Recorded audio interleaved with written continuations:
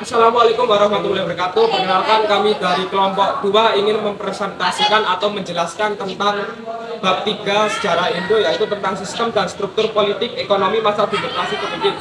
Sebelum kita menjelaskan sebab-sebabnya, kita akan memperkenalkan diri. Perkenalkan, nama saya Muhammad Nasir Ali Muafiq, absen 17. Saya Dwi Ega Syafirani, absen 8.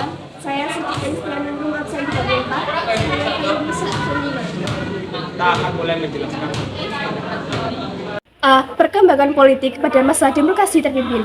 A. Dekret Presiden 5 Juli 1959. Pada pemilu 15 Desember 1955 berhasil memilih anggota DPR dan konstituante. Pada tanggal 10 November 1956, konstituante dilantik dengan tugas utama merumuskan UUD yang baru sebagai pengganti UUD 1950. Lalu konstituante mulai bersidang dengan pidato pembukaan dari Presiden untuk menyusun dan menetapkan UUD RI tanpa ada pembatasan waktu. Namun, ketika itu situasi dalam negeri terjadi pergolakan di daerah-daerah yang memuncak menjadi pemberontakan PRRI atau Permesta. Sampai dengan awal tahun 1957, konstituante belum juga berhasil menyelesaikan tugasnya untuk merumuskan UUD yang baru. Pada 3 Juni 1959, konstituante mengadakan reses atau masa istirahat yang ternyata untuk selama-lamanya. Kepala Staf Angkatan Darat atau KSAD, Letnan Jenderal Ahmad Syaitan, atas nama pemerintah atau penguasa perang pusat atau Peperpu, mengeluarkan peraturan nomor PRT Peperpu 040/1959 yang isinya larangan melakukan kegiatan politik. Pada 16 Juni 1959, Ketua Umum PNI Suwiryo mengirimkan surat kepada Presiden Soekarno agar mendekretkan berlakunya kembali UUD 1945 untuk membubarkan konstituante. Gagalnya konstituante dalam melaksanakan tugasnya serta rentetan peristiwa politik keamanan yang mengguncangkan persatuan dan kesatuan bangsa mencapai puncaknya pada bulan Juni 1959. Pada hari Minggu tanggal 5 Juli 1959 pada pukul 17.00 dalam suatu upacara resmi di Istana Merdeka, Presiden Soekarno mengeluarkan dekret presiden yang berisi A. Pembubaran konstituante, B. Tidak berlakunya UUD 1950 dan berlakunya kembali UUD 1945, dan C. Pembentukan MPRS dan DPAS. Yang kedua yaitu pelaksanaan demokrasi terpimpin. Masa demokrasi terpimpin dimulai dengan berlakunya Dekret Presiden 5 Juli 1959 sampai berakhirnya kekuasaan Presiden Soekarno pada tahun 1966. Presiden Soekarno mengeluarkan Dekret Presiden sebagai upaya untuk menyelesaikan masalah negara yang semakin mengkhawatirkan. Berlakunya Dekret Presiden ini memiliki sisi positif dan negatif. Berikut sisi positif dan sisi negatifnya.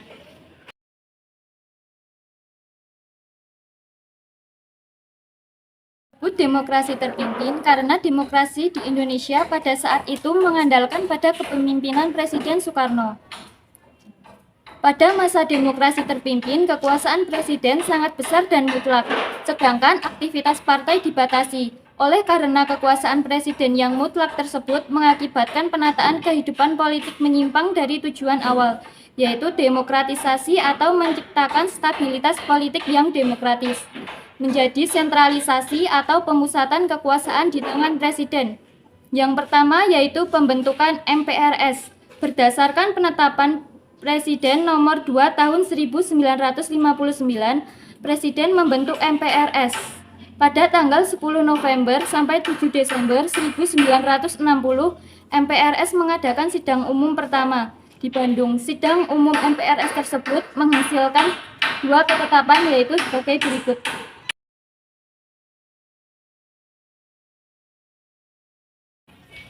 Yang kedua yaitu pembubaran DPR dan pembentukan DPR-GR. Dewan Perwakilan Rakyat atau DPR hasil pemilu tahun 1955 dibubarkan pada tanggal 5 Maret 1960 karena DPR menolak RAPBN tahun 1960 yang diajukan pemerintah. Presiden kemudian mengeluarkan penetapan presiden yang menyatakan bahwa DPR dibubarkan dan sebagai gantinya Presiden membentuk Dewan Perwakilan Rakyat Gotong Royong atau DPR-GR. Oleh karena bukan hasil pemilihan umum, semua anggota DPR-GR ditunjuk oleh Presiden. Peraturan maupun tata tertib DPR GR ditentukan oleh Presiden. Akibatnya, DPR GR mengikuti kehendak serta kebijakan pemerintah. Tindakan Presiden tersebut bertentangan dengan Undang-Undang Dasar 1945. Sebab berdasarkan Undang-Undang Dasar 1945, Presiden tidak dapat membubarkan DPR. Yang ketiga yaitu pembentukan Dewan Pertimbangan Agung Sementara. Dewan Pertimbangan Agung Sementara DPAS dibentuk berdasarkan penetapan Presiden Nomor 3 Tahun 1959. Lembaga tinggi negara ini diketuai oleh Presiden sendiri. Keanggotaan DPAS terdiri dari 1 orang wakil ketua, yaitu Ruslan Abdul Ghani, 12 orang wakil partai politik, 8 orang utusan daerah, dan 24 orang wakil golongan. Tugas DPAS adalah memberi jawaban atas pertanyaan Presiden dan mengajukan usul kepada pemerintah.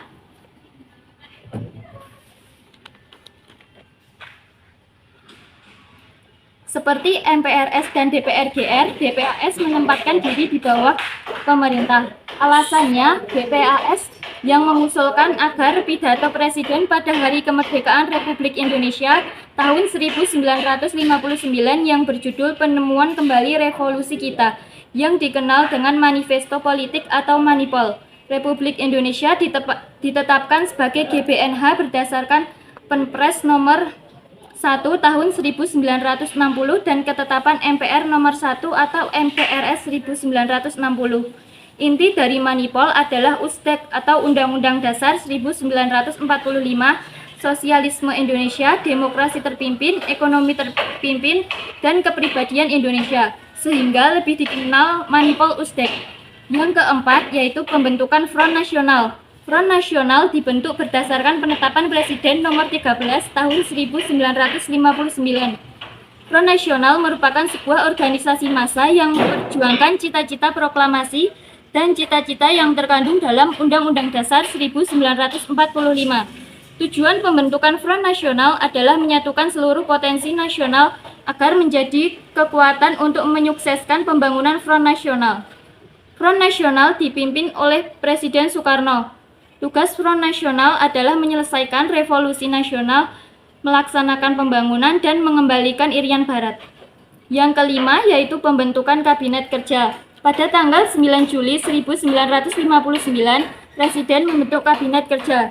Dalam kabinet ini, Presiden Soekarno bertindak sebagai Perdana Menteri, sedangkan Insinyur Juanda menjadi Menteri pertama. Kabinet ini dilantik pada tanggal 10 Juli 1959 dengan programnya yang disebut Tri Program Kabinet Kerja. Isi Tri Program Kabinet Kerja yaitu sebagai berikut.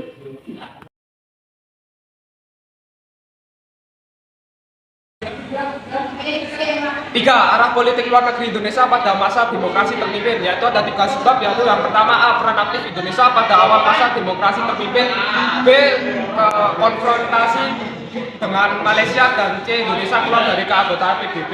Untuk A. Peran aktif Indonesia pada awal demokrasi terpimpin ada 4, yaitu yang pertama pengiriman pasukan Garuda II, kedua Presiden Soekarno berpidato dalam sidang umum PBB, 3 itu memprakarsai berdirinya GNP, dan 4 pada tanggal 24 Agustus sampai 4 September 1962 Indonesia berhasil menyelenggarakan Asian Games keempat di Jakarta. Untuk lebih jelasnya nanti akan kita sediakan PPT berikut. Untuk yang poin B yaitu konfrontasi dengan Malaysia. Sikap Indonesia yang konfrontasi terhadap negara-negara Barat antara lain ditunjukkan dengan konfrontasi terhadap Malaysia. C. Indonesia keluar dari keanggotaan PBB. Pada 7 Januari 1965 dalam sebuah rapat umum anti pangkalan militer asing, Presiden Soekarno menyatakan bahwa Indonesia keluar dari PBB. Penyebab keluarnya Indonesia dari PBB yaitu adalah tidak menyetujui Malaysia menjadi anggota tidak tetap Dewan Keamanan PBB.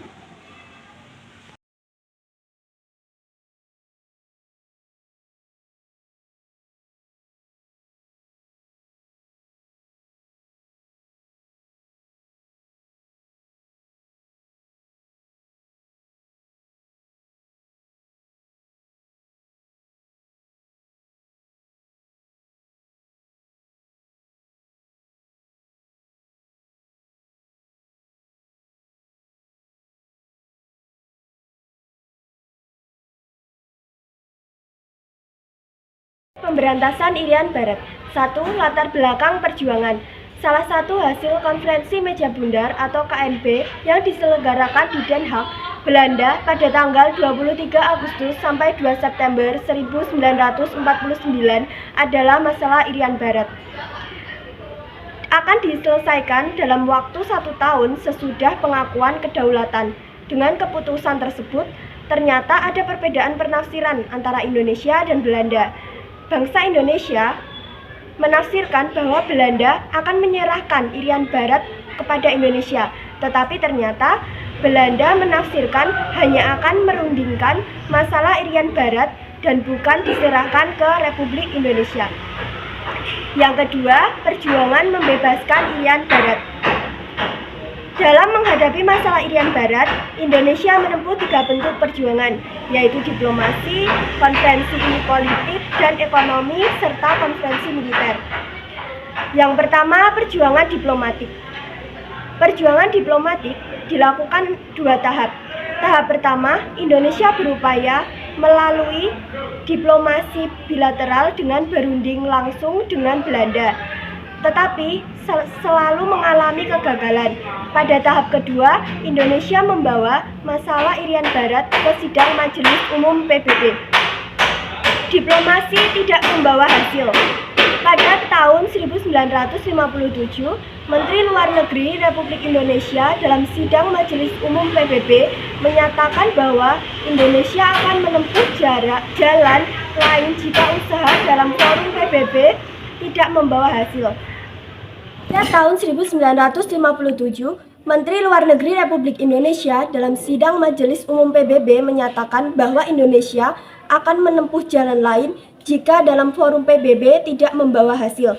Dalam menanggapi usaha Indonesia tersebut, Belanda menyatakan PBB bahwa masalah Irian Barat adalah masalah bilateral antara Indonesia dan Belanda. Pernyataan Belanda tersebut mendapatkan dukungan dari negara Eropa Barat, terutama sesama anggota NATO. Akibatnya resolusi pengambilan Irian Barat gagal. Yang kedua, konfrontasi ekonomi dan politik. Oleh karena perjuangan diplomasi tidak membawa hasil, Indonesia meningkatkan perjanjian dalam bentuk konferensi ekonomi dan politik. Konferensi ekonomi dilakukan dengan pengalihan perusahaan milik Belanda. Adapun konfrontasi ekonomi, konfrontasi politik, dan tugas pembentukan Front Nasional Pembebasan Irian Barat yaitu sebagai berikut.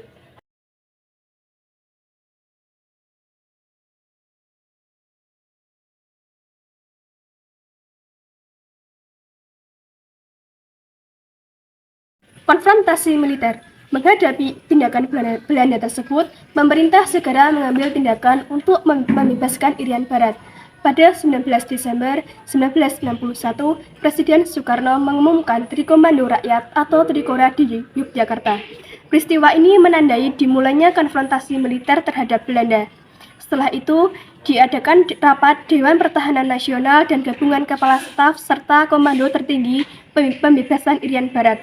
Adapun isi Trikora dan hasil rapat Dewan Pertahanan Nasional dan gabungan kepala staf serta komando tertinggi pembebasan Irian Barat sebagai berikut.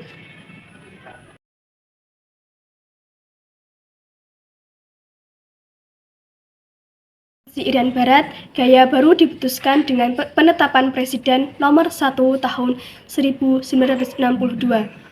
Pada tanggal 11 Januari 1962, untuk melaksanakan Trikora, Presiden Soekarno membentuk Komando Mandala Pembebasan Irian Barat yang berkedudukan di Makassar. Pada bulan yang sama juga ditetapkan susunan Komando Tertinggi Pembebasan Irian Barat. Adapun susunan Komando Tertinggi Pembebasan Irian Barat dan susunan Komando Mandala serta tugas Komando Mandala sebagai berikut.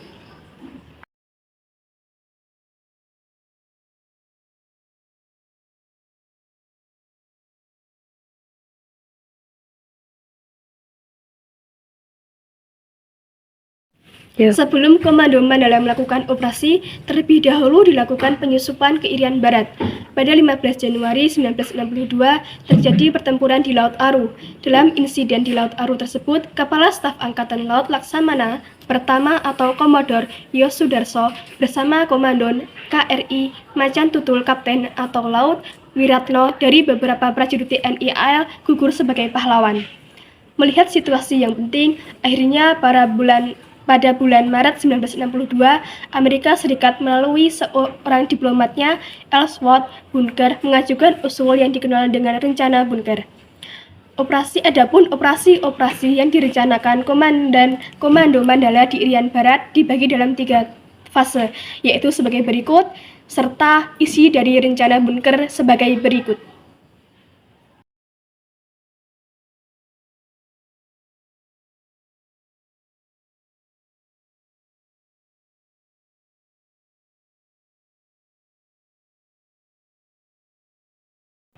Pihak Republik Indonesia menyambut baik usul Amerika Serikat dan mendapatkan simpati internasional. Belanda tidak memberikan tanggapan. Menghadapi sikap Belanda tersebut, Komando Mandala mulai bulan Maret sampai Agustus 1962 melakukan serangkaian operasi. Operasi ini meliputi Operasi Banteng di Fakfak dan Kaimana, Operasi Serigala di sekitar Sorong dan Teminanbuan, Operasi Naga di Merauke, serta Operasi Jatayu di Sorong, Kaimana, dan Merauke. Pada fase eksploitasi, direncanakan melakukan serangan terbuka atau Operasi Jaya Wijaya yang akan dilaksanakan pada tanggal 14 Agustus 1962.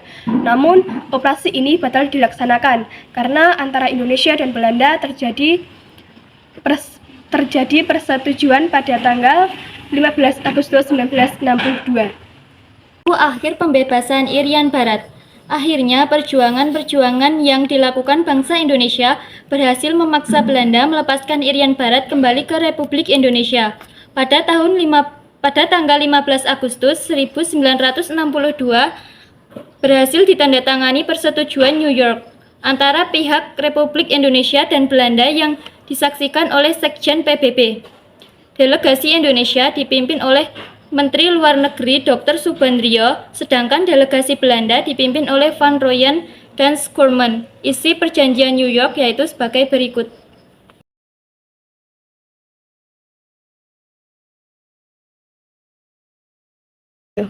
Selanjutnya, untuk menjamin keamanan di Irian Barat dibentuk suatu pasukan keamanan PBB yang dinamakan United Nations Security Forces atau UNSV di bawah pimpinan Brigadir Jenderal Said Uddin Khan dari Pakistan. Sesuai dengan perjanjian New York, proses pengembalian Irian Barat dilakukan dengan tahap-tahap yaitu sebagai berikut.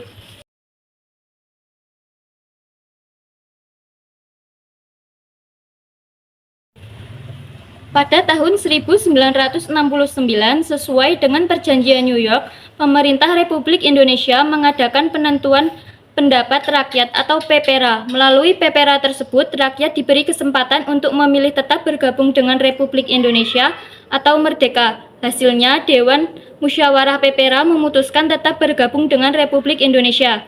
Hasil PPRA kemudian dibawa oleh diplomat PBB, Ortiz Sanz, untuk dilaporkan dalam sidang Majelis Umum PBB ke-24 dan pada tanggal 19 November 1969, sidang umum PBB mengesahkan hasil PPRA tersebut.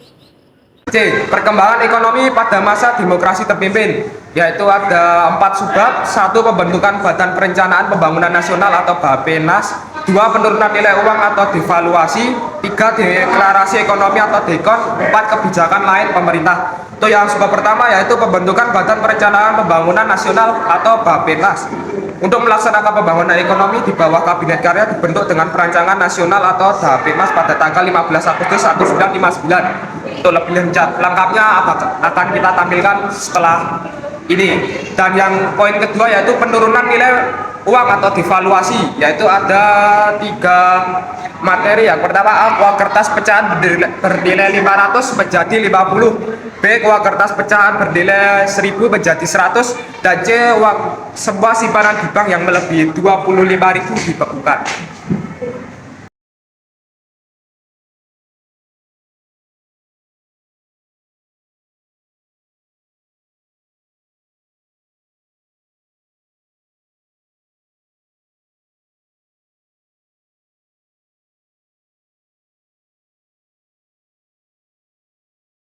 3. Deklarasi ekonomi atau DEKON. Untuk mengatasi keadaan ekonomi yang semakin suram, tanggal 28 Maret 1963 dikeluarkan landasan baru bagi perbaikan ekonomi secara menyeluruh, yaitu Deklarasi Ekonomi atau DEKON. Tujuannya adalah menciptakan ekonomi yang bersifat nasional, demokratis, dan bebas dari sisa-sisa imperialisme untuk mencapai tahap ekonomi sosial Indonesia dengan cara terpimpin. Dalam rangka pelaksanaan ekonomi terpimpin, pada tanggal 11 Mei 1965, Presiden Soekarno mengeluarkan Penetapan Presiden Nomor 8 Tahun 1965 tentang Bank Tunggal milik negara. Langkah-langkah yang dikeluarkan pemerintah untuk memperbaiki ekonomi tersebut mengalami kegagalan. Berikut faktor penyebabnya.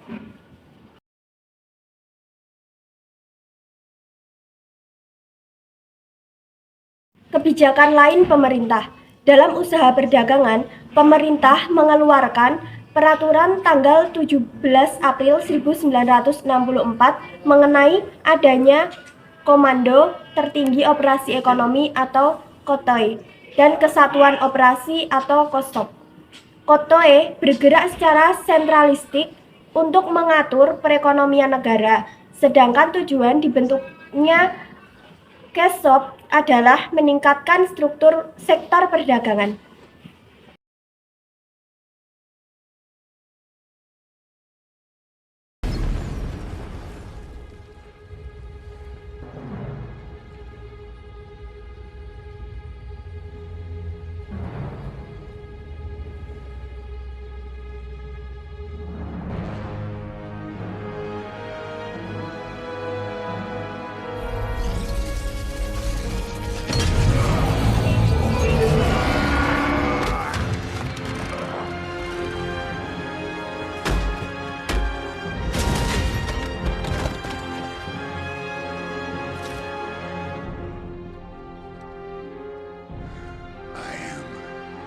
Inevitable.